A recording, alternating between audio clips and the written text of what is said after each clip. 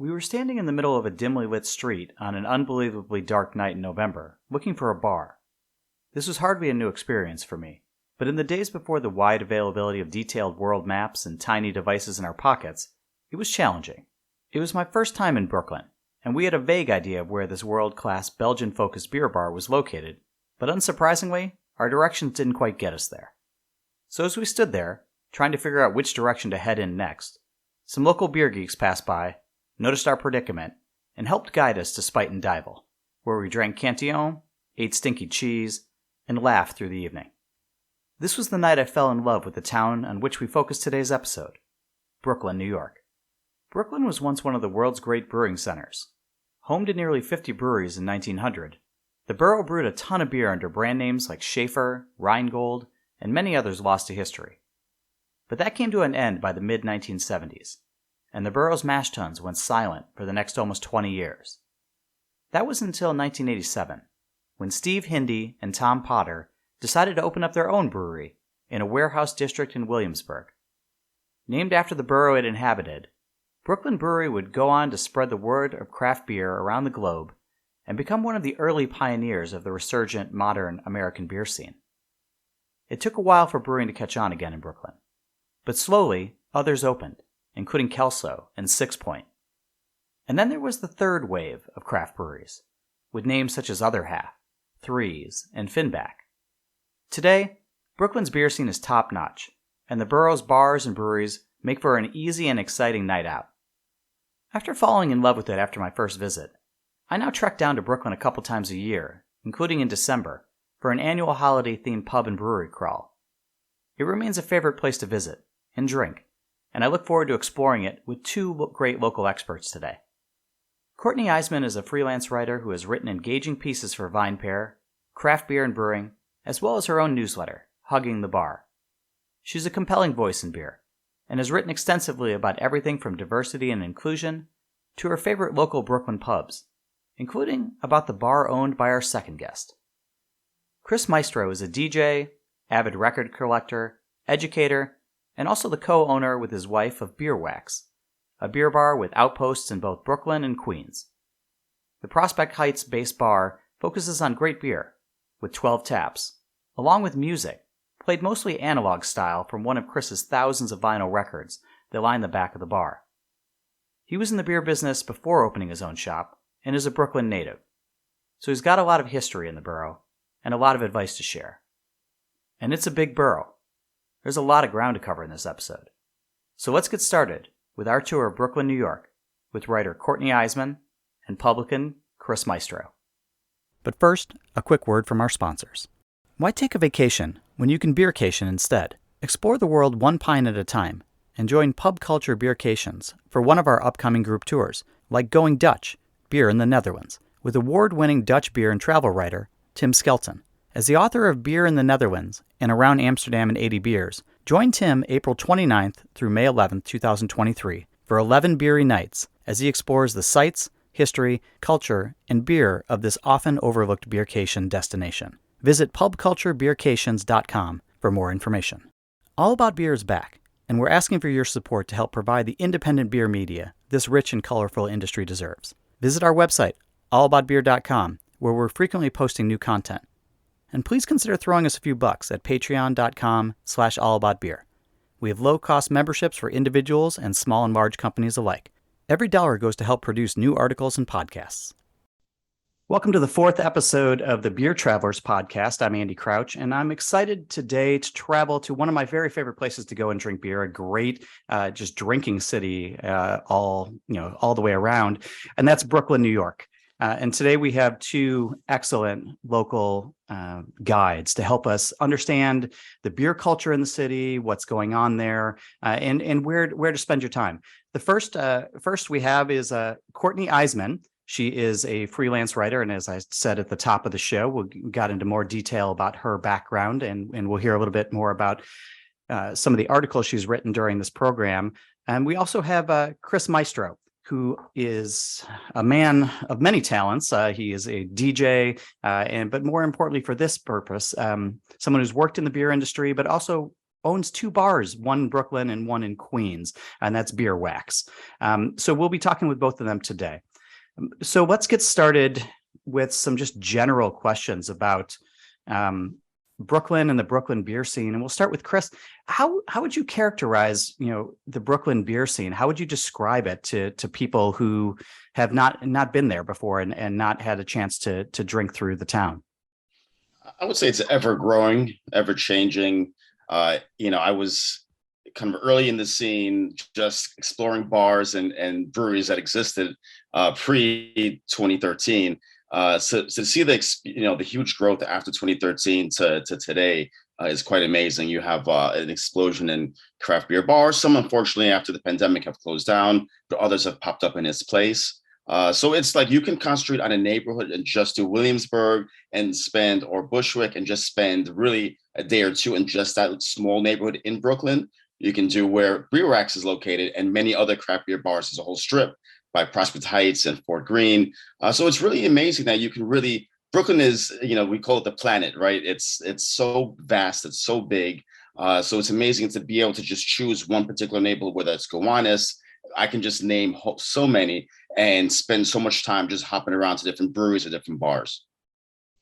And it's really, a fascinating town. I've been there many times, and over the years, I think as I'm someone who grew up in the Midwest, and my understandings of New York, I didn't really come there until I was an adult, and it was really focused on Manhattan and a lot of focus on just television shows and the portrayals through media and movies and things like that.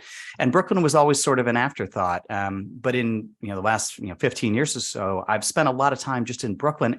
And to the point where that's just where I go. And like you said, Chris, I focus on a neighborhood and I try to get to know that neighborhood because, a lot of beer folks who will travel to a town, they just run from point A to point B and they just, traverse the scene in the city in ways that no local would ever do. Folks, they go to their local bars and they go to their local breweries as opposed to the rest of us who kind of run all over the place. So I think, it is really great advice to kind of focus because otherwise it's just kind of overwhelming.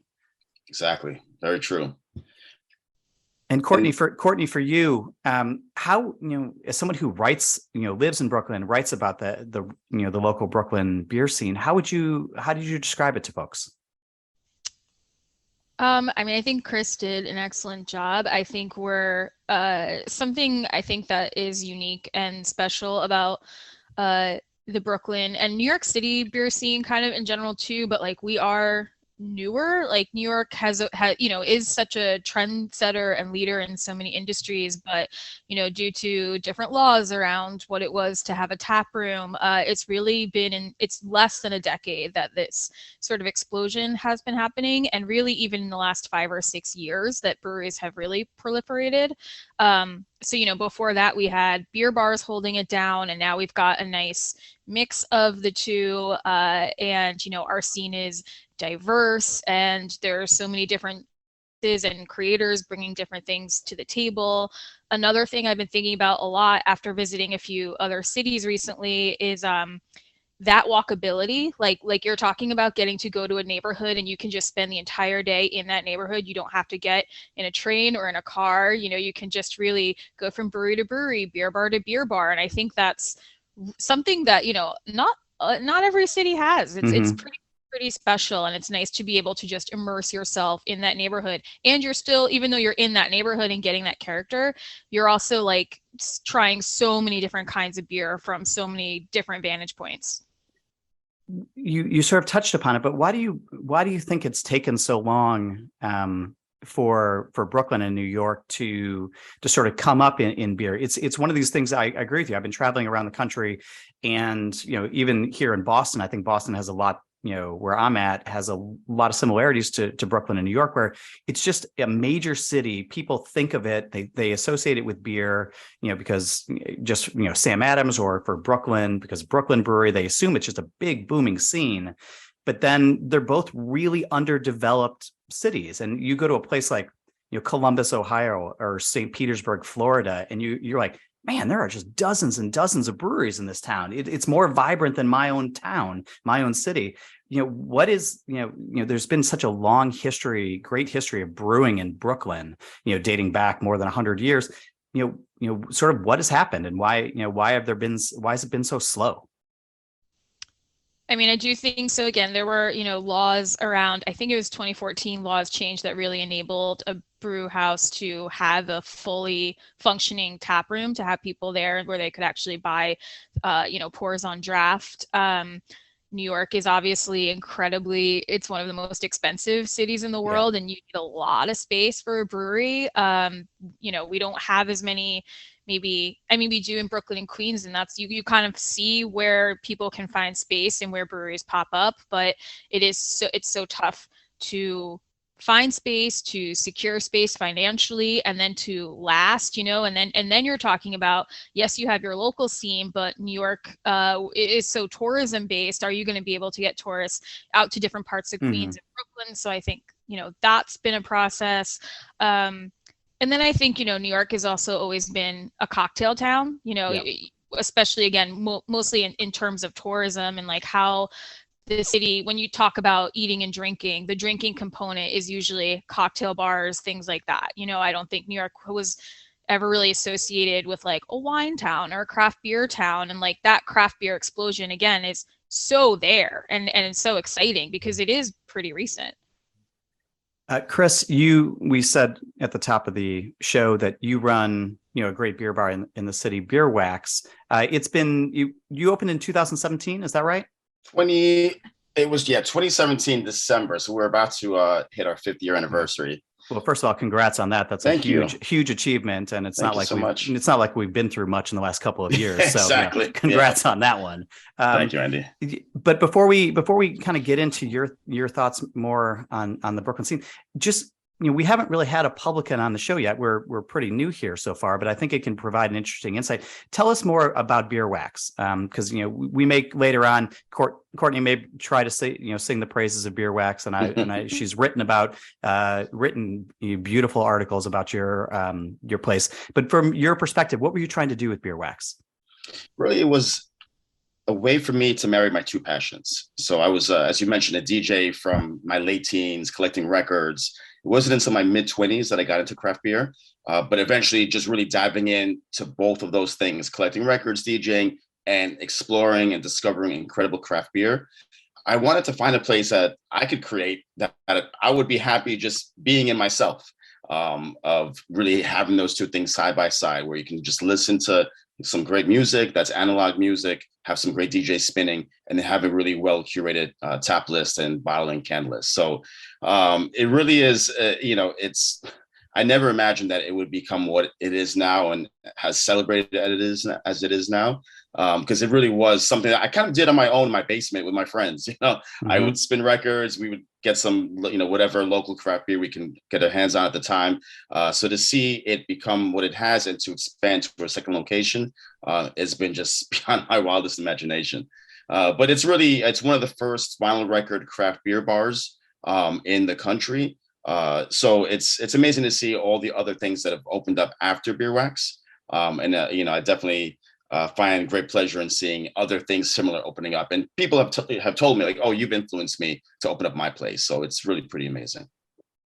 And as I noted, Courtney's articles about Beer Wax. Courtney, how would you describe Beer Wax? So we'll get this out of the way up top here, so we don't have to come back to it. We'll sing the praises of Beer Wax, and then we'll move on. Yeah, it's one of my favorites. So yeah, I feel like I write so much about Beer Wax because it's on two levels. So it does feel like I've mentioned before, it is about a 45-minute walk from my apartment. There are definitely closer beer bars, but Beer Wax feels like my local, just, in terms of the staff, feeling, sort of like, your local bar family. But not only that, on another level, as a beer writer, you just instantly, there's so many special things going on there in terms of the very, unique music component. As I've written, when I've written about the bar, it's not just, but music is always going to be some kind of factor at a bar, right? You want a nice soundtrack, but it's so intentional and such a huge part of Beer Wax's identity. And there's so much unity in people discovering both craft beer and music alongside each other, and embracing those two things. And just like, it's such a welcoming place. You see people from, far outside, just like that tiny craft beer community. It's just such a, there's always such a good vibe outside on Saturday afternoon or inside on a weeknight with a live DJ event happening. It's just, there's a lot going on, and you definitely notice when you walk in for the first time why it's different from other beer bars. As we said, Brooklyn has had a long history of brewing, and I don't know if it was in the dozens or hundreds of breweries. As not a beer historian, I try to avoid doing beer history too much, but the history there is huge. But it largely disappeared until about the late '80s, when Steve Hindy, Garrett Oliver, and Tom Potter opened what would go on to be known as Brooklyn Brewery. Chris, for you, what do you think the role in the New York City and Brooklyn beer scenes? How was that influenced by Brooklyn Brewery? Well, I mean, since they were really the OGs for so many years as really the sole brewery in Brooklyn, they were in many ways the gatekeepers for other breweries to open and the template for other breweries.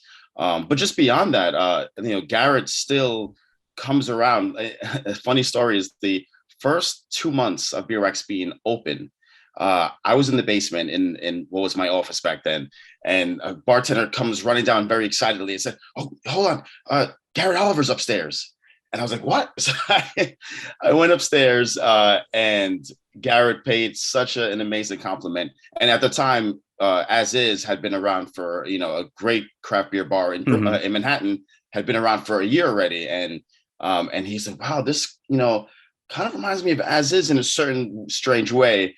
And that to me was just a beautiful compliment. He just, kind of complimented us on the varied and diverse tap list. And just the fact that he still, goes around, is very supportive of other up and coming craft beer bars and breweries, does amazing collaborations with folks.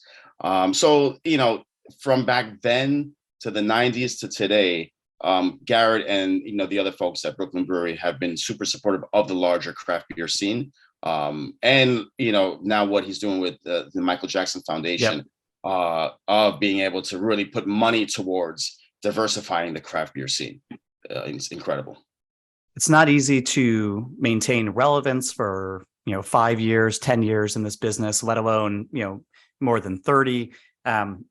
Courtney, how do what is the sort of current state of play with Brooklyn Brewery? What role do they play in the local scene?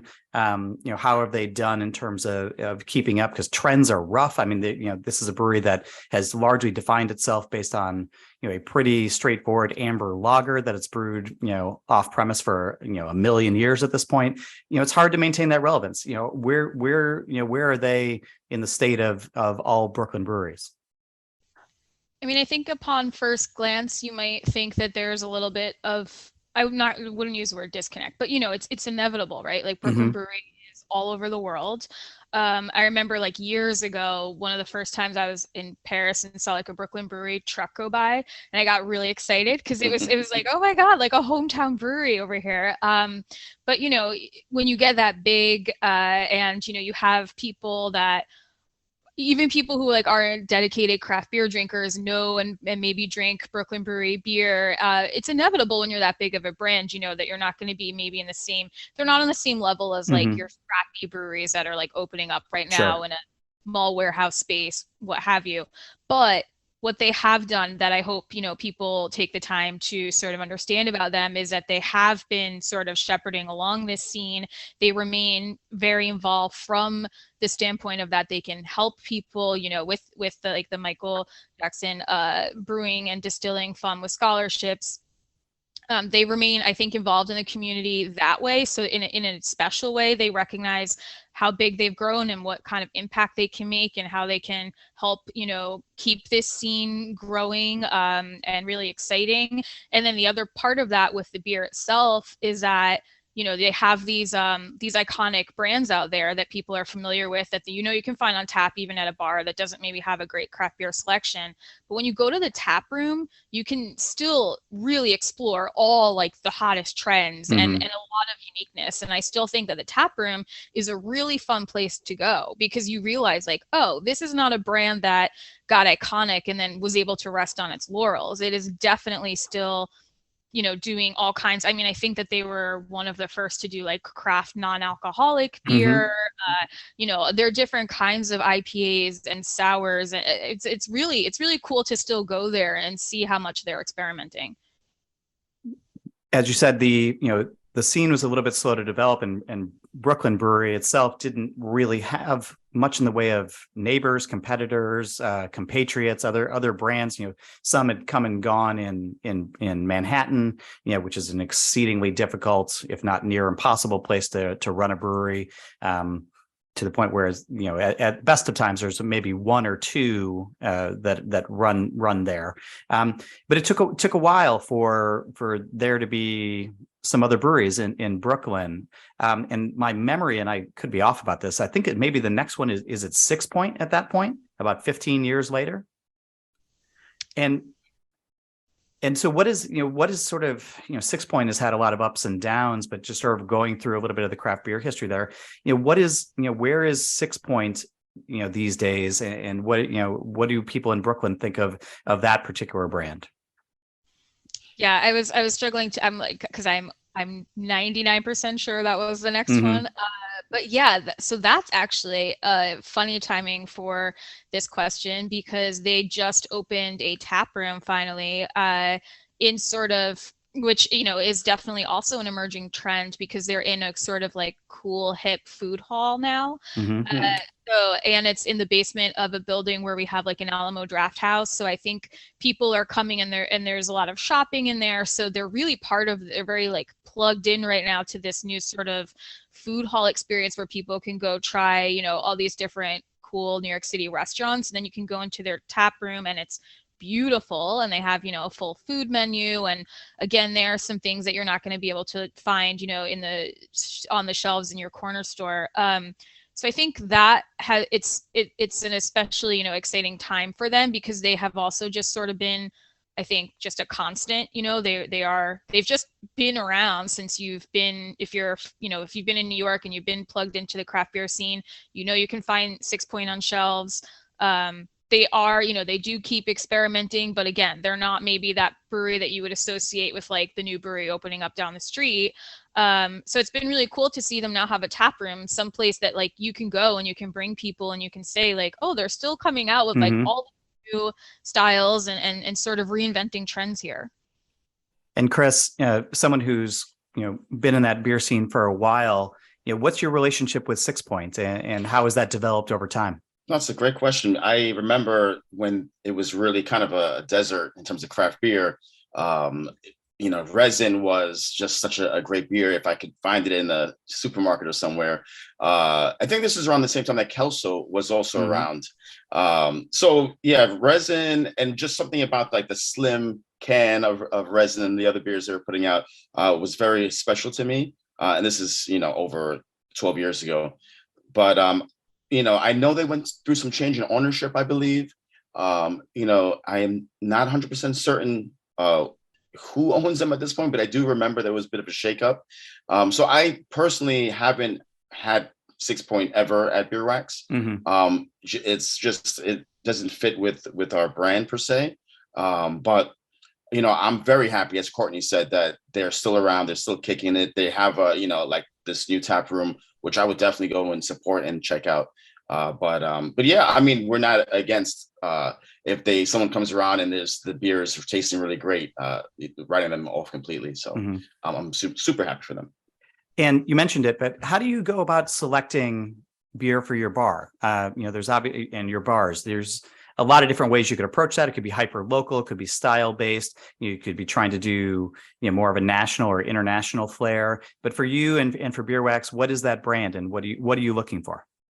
At first, we were trying to be almost 80% to 90% local. And when I say local, I consider local being New York State. Mm-hmm. So it's kind of very kind of New York State focused and forward. But that's changed a little bit over time, because sometimes they're just really amazing breweries or even international breweries that we want to support and we want to make sure that we curate. But we still really try to focus on our neighbors. So whether that's Wild Yeast, whether that's Finback, whether that's Other Half, there's so many great local breweries. So that's still kind of like the foundation of what we do and how we think about the beers we want to curate. So let's talk a little bit about some of these neighborhoods, and that's really a huge focus here because you can bounce around all these different tap rooms, but it may involve, driving, which is not great, or public transportation, which can be a little bit of a challenge depending on the distance you're looking to go, or Ubering.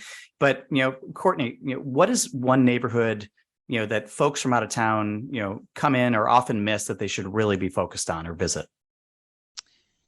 Yeah, I mean, there are so many good ones, but if we're going to talk about maybe a little bit underrated, because I do think when you have tourism in Brooklyn, it's a lot of the time it's like Williamsburg Yep. area. But I live in Park Slope, but walking distance to Gowanus and like Carroll Gardens, Cobble Hill, which you don't think get a ton of attention, like to people who are, a little less familiar with the city. And I think it's one of the best beer neighborhoods. I can walk to Other Half, Finback, Wild East, Strong Rope,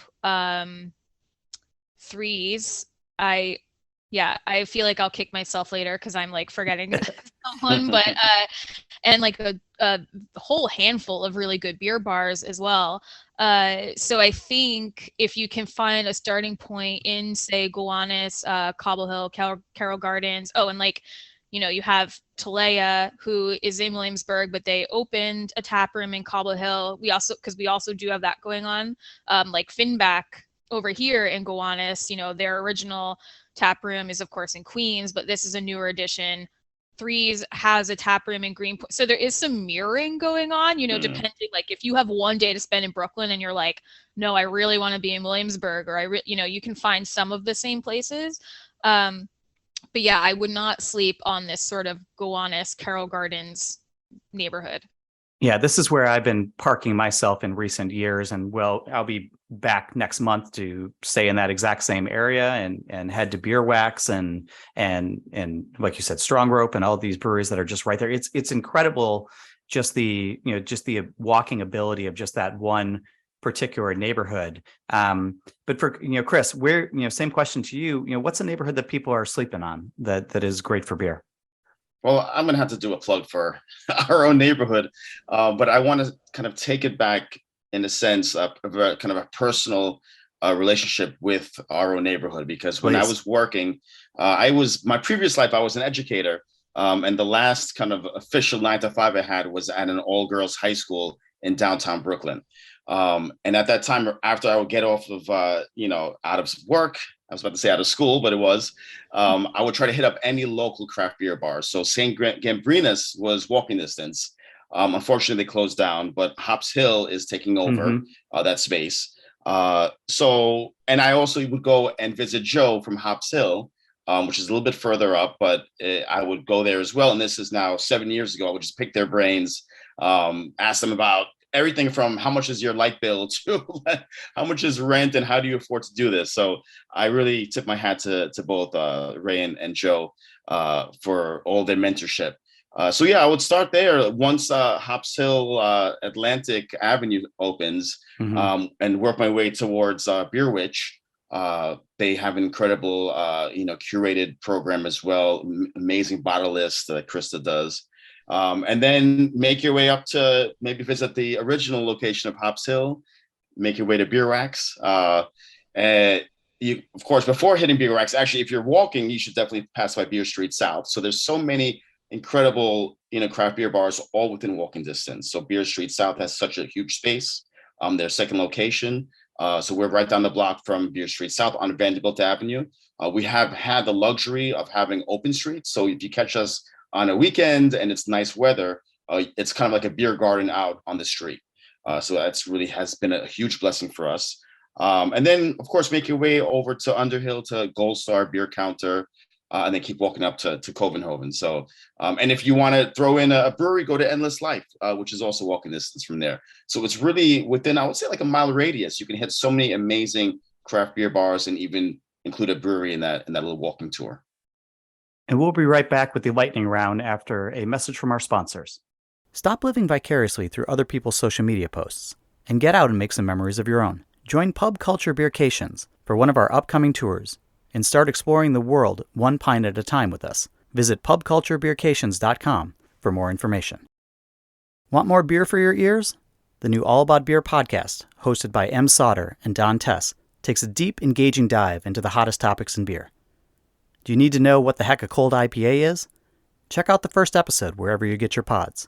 New episodes drop every other Thursday. And now, back to Beer Travelers. So we are back, and it's time to do the rapid fire lightning round. We just have quick questions, off the cuff answers, first sort of things that come to your mind. And we'll start with Courtney. In some cities, this is an easy question. Some cities, this is a hard question. I get the sense it might not be the easiest question for this one. But what are the top 3 local breweries for people who love hazy beer? Well, Other Half, definitely. Mhm. I mean, we happen to have, one of the, I think, most well-known hazy breweries Yep. right here. Finback, and then, another hazy. I'm like looking at my beer fridge right now from here. I mean, everyone sort of does a good one. Evil Twin. We have 2 Evil Twin tap rooms in the city, downtown Brooklyn and then Ridgewood. So, we hadn't talked about Other Half, but you really can kind of, track Brooklyn's more recent beer history. You can almost do it Brooklyn to Six Point to Other Half. And there's obviously plenty of others in between. What's the importance of Other Half to Brooklyn's beer scene, Courtney? Other Half feels like maybe, so you have, right, Brooklyn Brewery, 6 Point. Other Half feels like maybe the first wave of the really sort of well, that's not to say these other breweries didn't start this way, but it just feels more like the latest wave of sort of like, I remember going into that tap room in like a really just like bare bones warehousey space, and the tap room was like, the size of sort of like a bigger apartment kitchen, and you just huddled around, and there was a brewery cat that came in, and you had little tasters, and to have seen them grown, like continuing to go there pretty frequently, is like, it definitely feels like they were sort of the newer guard, even though it's been such a short time. They sort of came in and were like, what if we did this crazy beer? And it feels so commonplace now, some of these hazy IPAs, but they were really, I think, one of the first to like really push some boundaries on what beer could be, and really get more people excited about craft beer here.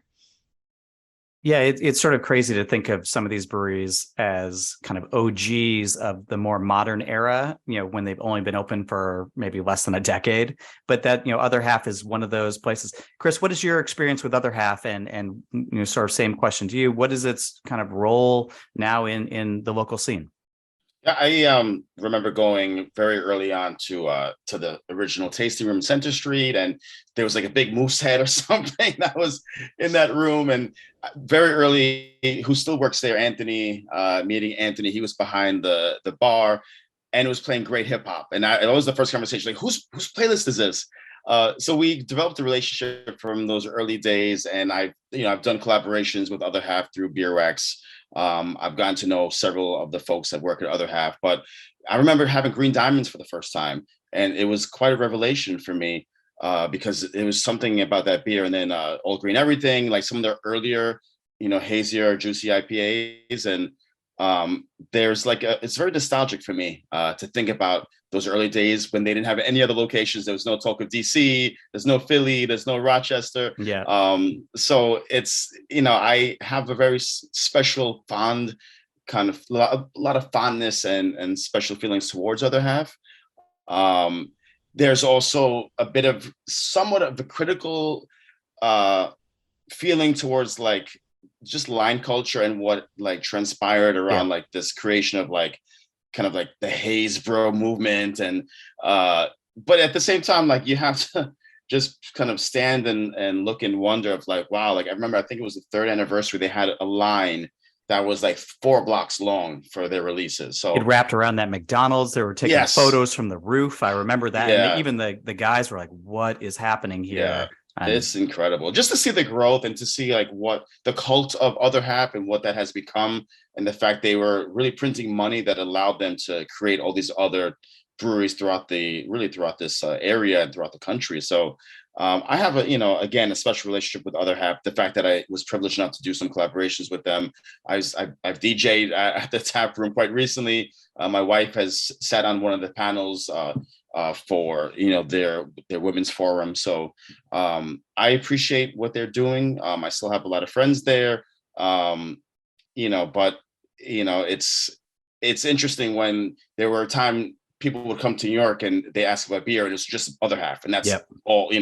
So I'd like to focus attention on other great breweries when people do ask me questions about what are my favorite breweries or where should they go if they're asking me for suggestions. I think that's fair. I think that makes a lot of sense. And I think Other Half gets plenty of press, and, certainly we'll have no shortage of customers. So let's take you up on that there and ask the same question I had asked Courtney. What are the, besides Other Half, what other, 3 local breweries should people, if they're hopheads, if they love haze, where should they focus?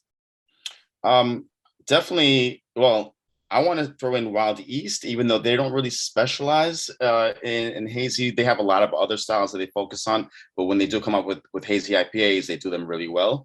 So I would definitely throw that in.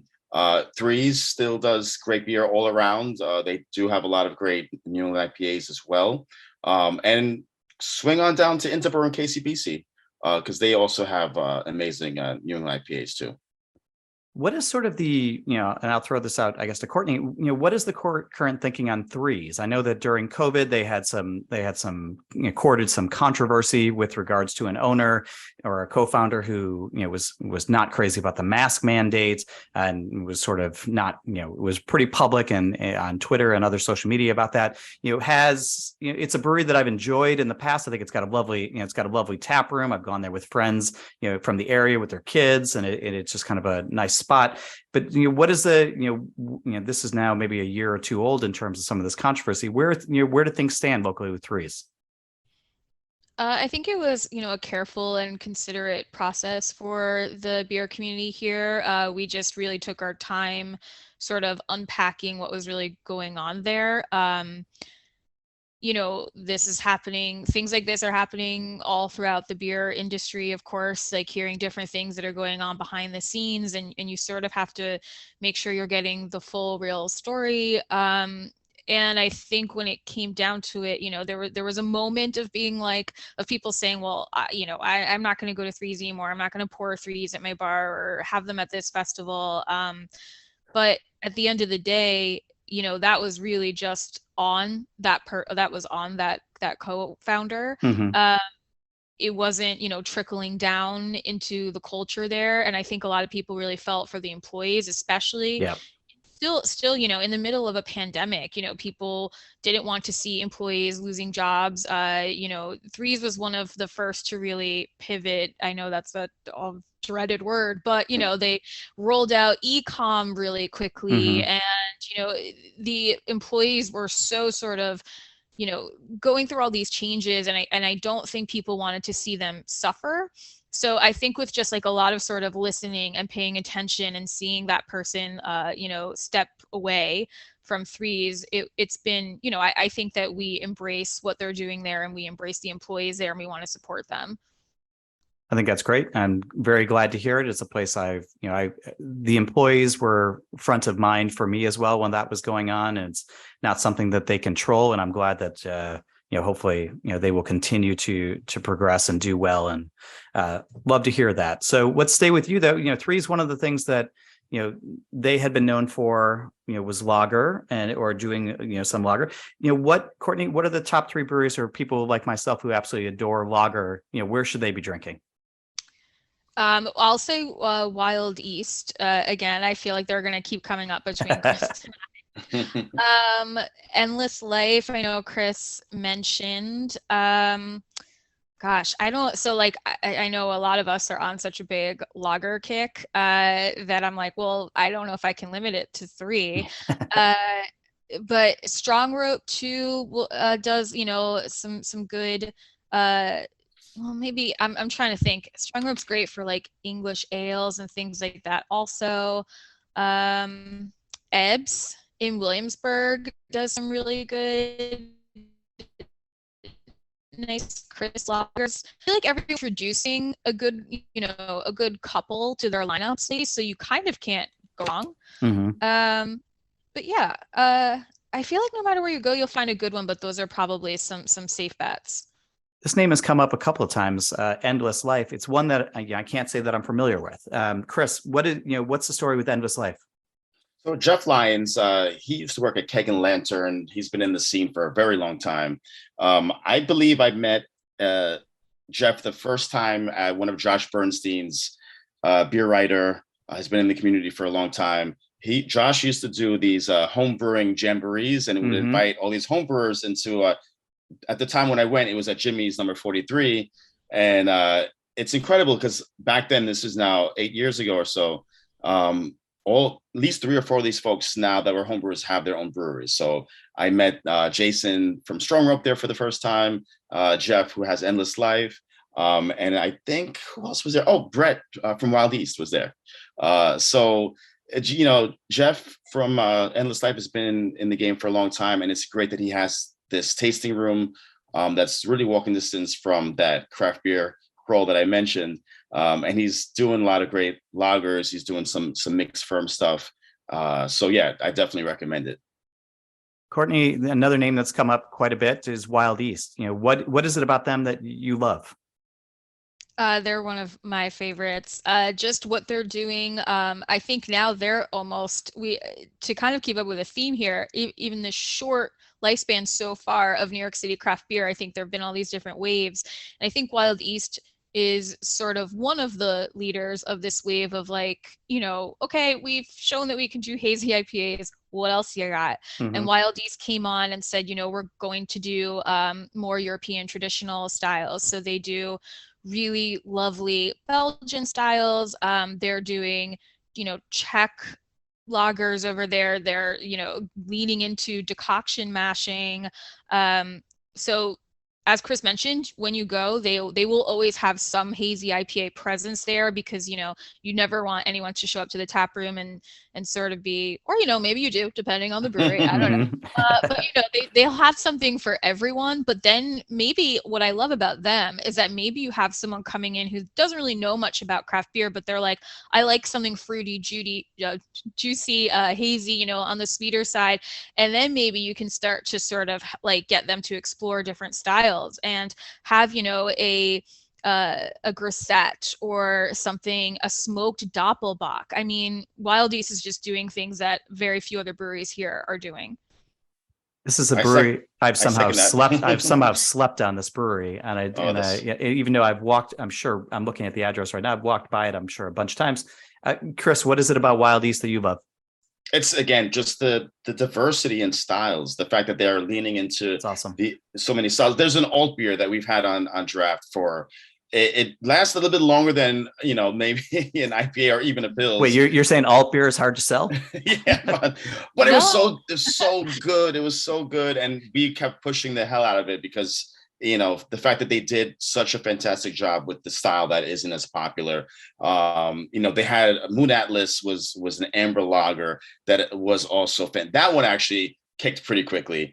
But just the fact that they're doing such kind of styles that aren't as popular and doing them so damn well. And also their fruiter aged like mixed firm program is amazing. So they have, most of it goes into bottles, but anytime I see one, I try to snag a case and again, try to really kind of sell our customers on the good stuff. So you've transitioned to my next area. So you've already answered one of them, but what are 2 other breweries that you talk about for either sour beer or mixed firm kind of beer? Definitely Finback would be my first. They're really kind of like a triple threat in many ways. They do their barrel aged stouts so well, really great New England IPAs, but their barrel aged mixed firm stuff. If you go to the Queens tap room, their original location, so many barrels lined up. I used to work there, so I'm a little bit biased. But even if I didn't work there, the beer, the liquid speaks for itself. But I definitely recommend folks that may not even really understand mixed fermentation beer or farmhouse ales, et cetera, to give it a try, because they have a lot of bottles that, at least at Beer Wax are sitting there. Maybe we're not doing a great job highlighting them, which we want to try to start doing more. But Finback is a brewery that really is on the top of my list as well, because they do so many things really great. And then another, let me think. I would say, because this is not something that anyone would ever probably imagine, because you don't think of Interborough as being one that does, barrel age and mixed firm stuff well, but they have quite a, especially around their anniversary time, they have quite a bottle list of things that are really well, that are farmhouse ales, that are wild firm sours, that I also feel like are kind of slept on. And Courtney, same sort of question for you. Any other names you would throw in there beyond the ones that Chris advocated for sour or mixed firm or barrel aged beer? I know those are three wildly different categories, but yeah, and I think we have a few different representations. So definitely Big Alice, because Big Alice's original location is in Long Island City, in Queens, but then we also have a barrel room in Industry City. So again, that's a great afternoon visit for someone anyway, because that's just a little bit, if you keep going south of that sort of Gowanus neighborhood we were talking about, you can go to Industry City and find a ton of little distilleries and restaurants and food halls, and Big Alice is doing some really great some mixed firm things there, or at least some always some great sours and some barrel aged gems happening there. If you go to Tulea or KCBC, you can get really amazing fruited sours, really big sort of genius flavor combinations happening there. Endless Life, again, I know we're going to keep bringing them up, but really, really great with mixed firm styles, farmhouse styles. I'm going to say Strong Rope again here. Yeah, so you can get a few different things depending on whether you're looking for something a little bit more traditional farmhouse or something that's more of like on the fruited sour end of the scale. Yeah, we've talked a lot about the breweries. This is obviously, Brooklyn's obviously a fantastic, bar scene as well. And we'll move beyond beer here in a moment. But, for Courtney, Chris's place is closed. He's decided to take his staff on a paid vacation. They're getting a little bit of a break. They've been working really hard, doing a great job. So you can't go to Beer Wax. What are your other can't miss beer bars? Well, as Chris mentioned, Beer Street has a really great space 1 block away from them. They're also in the sort of Williamsburg area. Beer Street's a great bar. Some of the ones we've mentioned, Hops Hill, Covenhaven. So some of the ones by me that I sort of go to all the time, because they're more in my sort of like South Park Slope neighborhood, are the Owl Farm and the Gate. I love Owl Farm. Love it. Yeah, those are sort of like, and they've got like an older, they're like very OG, like they've got like a pub feel, but really great beer lists. Gosh, again, I'm gonna get off this and think of like 4 others. I can save you here. There's 2 names that often come up, or at least historically would have come up, that we haven't talked about yet. And I'll ask each of you a different question about them. Chris, what's your relationship with Spite and Dival, and where does it stand? It was talking about OGs and the craft beer scene. I can remember myself walking around Brooklyn the better part of 20 years ago. Pre-phone GPS, you kind of just had a map, like maybe you printed out your Alta Vista maps or something. You're wandering around in the dark trying to figure out, where the hell you are, trying to find this, this Belgian beer bar. It was kind of it was that and mugs maybe back then. So I tell you, I'm dating myself a bit here, but what's Spite and Dival situation, and what are your thoughts on that? Well, you mentioned mugs, so I want to go there first. Sure. Because 1998 to 2000, my first 2 years of teaching in New York City public schools, and I taught at a school right down the block from Interborough called Grand Street Campus, which is on the intersection of Bushwick Ave and Grand Street. There were no other bars in all of Williamsburg. So when the teachers wanted to go on Friday to let off some steam, we would go to Mugs, and there was nothing else in that area at all. So it's pretty amazing how I know Mugs may open again, but it closed down. So fast forward a few years, already into craft beer. I was with my wife, maybe my fiance at the time, and we're exploring. She's from Bushwick. We used to live in Ridgewood together. We lived in Bushwick together. So we're exploring Williamsburg, and this is pretty early on. We ran into Spite and Dival. Didn't know much about the space. We were blown away by just like the rustic nature. There was like school desks and random furniture. And it was the first time that someone told us like, oh, the bottom of this bottle is just a whole bunch of yeast. And you can decide to drink it or you can just leave it. And that was very much during the early learning like days and phase of our craft beer experience. And just the fact that they were that attentive to like education and talking about beer and really that showed me like how much beer can be elevated.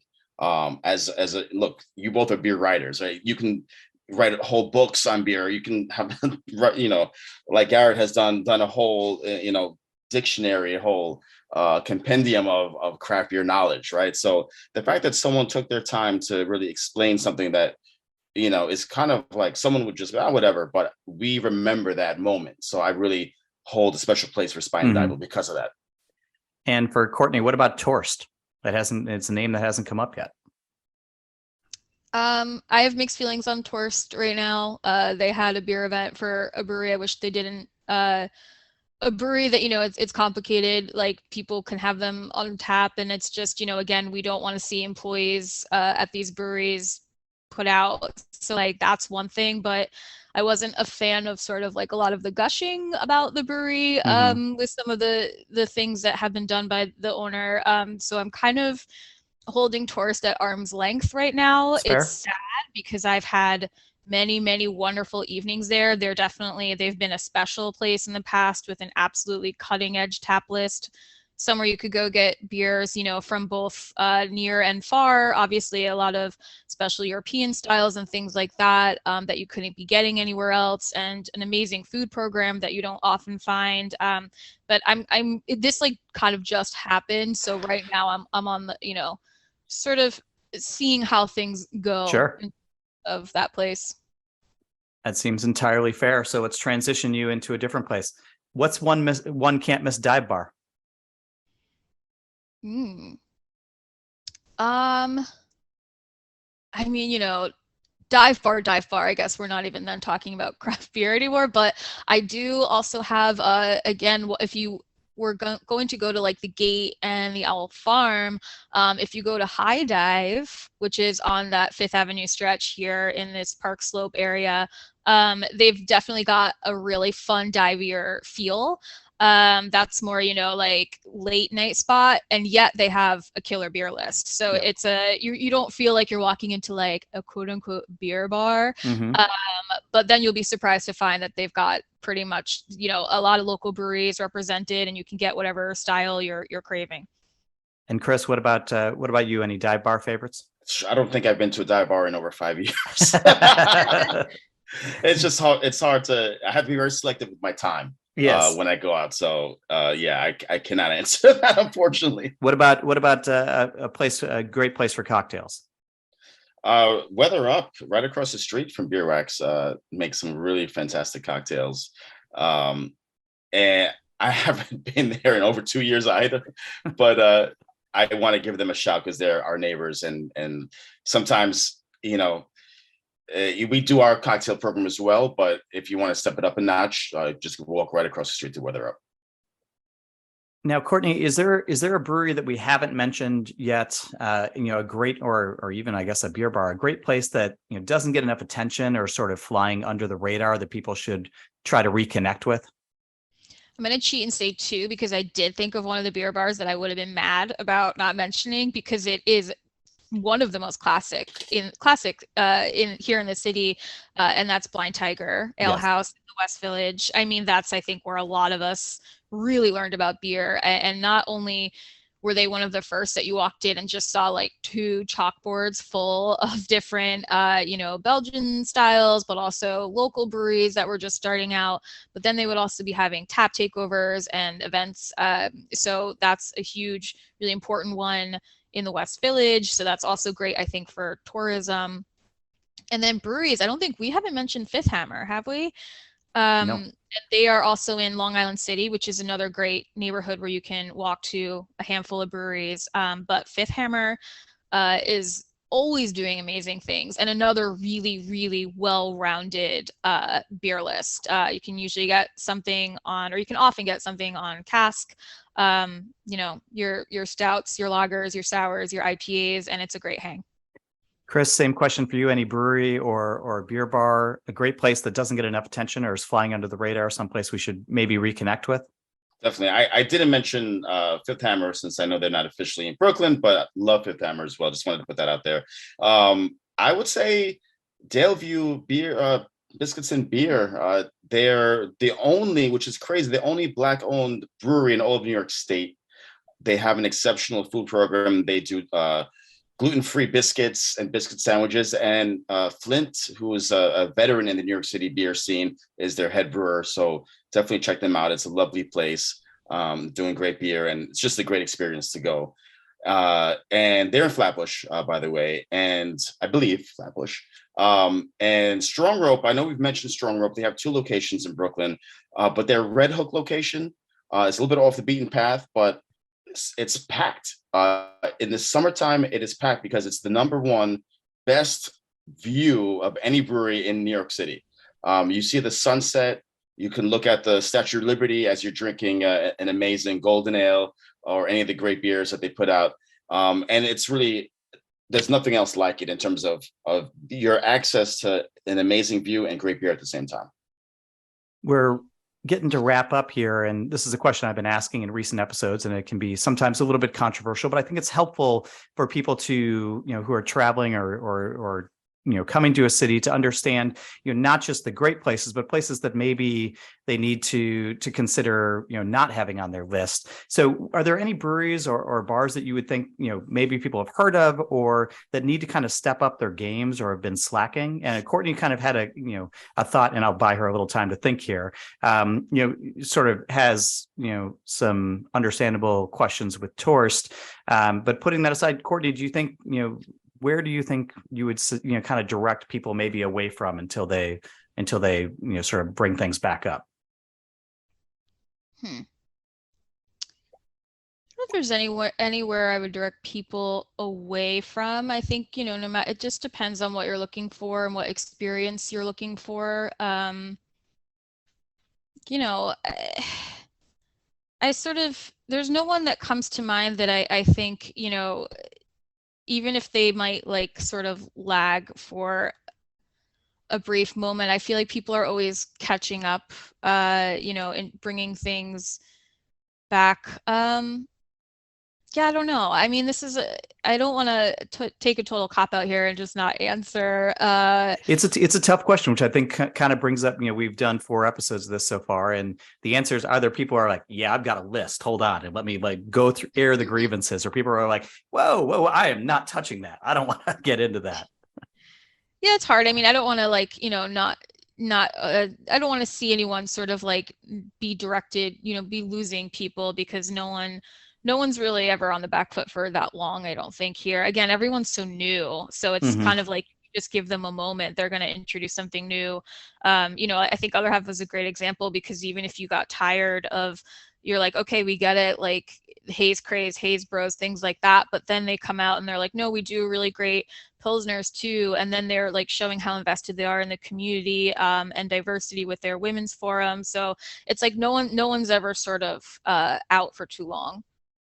Chris, we'll put the same question to you. I've seen you thinking about it there. I plead the fifth, actually. No, it's very challenging for me as a business owner that Sure. I work with many of these breweries, not all, but I don't want to write anyone off because maybe they're just out of my radar or haven't tried their beer in a while. Maybe a sales rep hasn't come around. A good example is Keg and Lantern. Have not had them on tap, I don't think ever, but it's not because I think their beer is terrible. I just haven't been exposed to them much lately. I was exposed to them when Jeff was there working, but in the past 2 years I haven't. So I don't want to say that beer is terrible because I haven't tried it. We've been working at trying to get a date on the calendar for me to go to the Red Hook tap room and try some of the beer. So they really and that's just an example. I bring them up not to say that they're on that list, just to be clear. They're just an example of, I don't want to throw out a name because of the ignorance of not having the access to try them. Courtney, to finish out here, you have some friends coming in from out of town, and you have just you're planning an evening out for them, and it doesn't necessarily have to be around, your apartment or where they're staying. We've obviously talked a lot about a lot of different places here. You're curating that night out. Where do you want to take them? I mean, the great thing is, and I've had this happen before, sometimes you curate these nights out and then someone says, "Ooh, I actually read about this and I want to go there." And the nice thing is you can hop on a train or in an Uber, which is why I think I have been accidentally mentioning places that are like just over the border in places like Long Island City. That's because, I've been in Greenpoint in Brooklyn and walked over there. So I think accessibility is huge. Like I can be, at Blind Tiger in 15 minutes. So it's cool because if someone's like, I need to visit this like iconic spot, you can. But that being said, I do think Beerwax's neighborhood, that beer crawl that Chris described, is a fantastic night out. When people come visit, I'm like, okay, you've seen Williamsburg, you're used to maybe that neighborhood, but here's this special walk that we can do, kind of going from like the sort of downtown Brooklyn area to sort of Prospect Heights. We can dip into Crown Heights and we can get into these special beer bars. We can hit Endless Life. And the great thing is Vanderbilt Avenue, where like Beer Street and Beerwax are, is also lined with absolutely fantastic restaurants. So you can hit a great spot for dinner. There's cocktails. So I think that has everything you need. Chris, you actually get a night off from the bar. You get a night off from family. You're able to, take these friends out. Where are you going? I'm not going to Beerwax because I want a night out. So, and just Courtney, thank you so much for all the incredible writing and being such an incredible supportive person that you are for the bar. As we approach 5 years, it's just incredible to have people like you in our corner. But yeah, it's rare that I get that night out. So I'm almost at a loss for ideas because it doesn't happen. So, I would like to basically visit a place like Beerwax that has incredible music and I can just sit and drink, amazing beer, but it not be my own bar. Not to give any ideas. I don't want anyone else making another Beerwax in New York City, but that's really what I would really look for, to just have the great ambiance of amazing sounds and being able to just try different beers. So that's, and it's a bit of a cop-out answer, but I haven't, and all the places that I mentioned would be on my list. And I just don't want to beat a dead horse by saying again, Wild East. Fair enough. Court, Chris, I greatly thank both of you. This has been a really entertaining episode. I'm so excited to come to Brooklyn next month. Excited to come out to Beerwax and try a lot of these places. And I learned, some of these places, I've been to, and a lot of these places I have not. There's great names here that I don't know about, and I'm both of you have sold them beautifully. So I'm excited for it. I'm sure the listeners will be excited for it. But I just want to thank both of you for being on this episode of Beer Travelers. Very welcome. Yeah, thank you so much. This was great. Thanks for listening to the Beer Travelers podcast. If you have a suggestion for a town we should visit next, please drop us a line at podcast@allaboutbeer.com. Please give our podcast a review wherever you listen. It really helps folks find out about us. And if you like the episode, tell a friend and post on your socials. Interested in learning more about connecting with an engaged, energetic, and interested audience of curious beer consumers and brewers? We have many different advertising opportunities, including through our podcasts, website, newsletter, and social media channels. For more information, please contact us at podcast@allaboutbeer.com.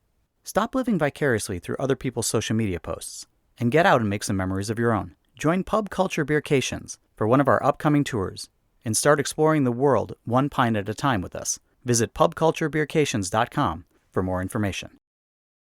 All About Beer is back, and we're asking for your support to help provide the independent beer media this rich and colorful industry deserves. Visit our website, allaboutbeer.com, where we're frequently posting new content. And please consider throwing us a few bucks at patreon.com/allaboutbeer. We have low-cost memberships for individuals and small and large companies alike. Every dollar goes to help produce new articles and podcasts.